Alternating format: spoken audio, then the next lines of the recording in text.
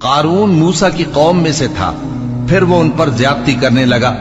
اور ہم نے اس کو اتنے خزانے دیے تھے کہ ان کی کنجیاں ایک طاقتور جماعت کو اٹھانا مشکل ہوتی۔ جب اس سے اس کی قوم نے کہا کہ اترائیے مت، کہ اللہ اترانے والوں کو پسند نہیں کرتا،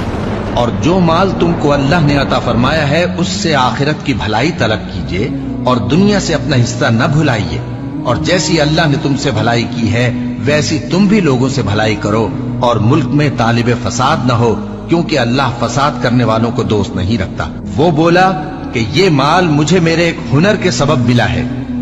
کیا اس کو معلوم نہیں تھا کہ اللہ نے اس سے پہلے بہت سی امتیں جو اس سے قوت میں بڑھ کر اور جمعیت میں بیشتر تھیں ہلاک کر ڈالی تھیں، اور گناہگاروں سے ان کے گناہوں کے بارے میں پوچھا نہیں جائے گا؟ تو ایک روز قارون بڑی آرائش اور ٹھاٹھ سے اپنی قوم کے سامنے نکلا۔ جو لوگ دنیا کی زندگی کے طالب تھے کہنے لگے کہ جیسا مال و متاع قارون کو ملا ہے کاش ایسا ہی ہمیں بھی ملے، وہ تو بڑے نصیب والا ہے۔ اور جن لوگوں کو علم دیا گیا تھا وہ کہنے لگے کہ تم پر افسوس، مومنوں اور نیکوکاروں کے لیے جو ثواب اللہ کے ہاں تیار ہے وہ کہیں بہتر ہے، اور وہ صرف صبر کرنے والوں ہی کو ملے گا۔ بس ہم نے قارون کو اور اس کی حویلی کو زمین میں دھسا دیا، تو اللہ کے سوا کوئی جماعت اس کی مددگار نہ ہو سکی اور نہ وہ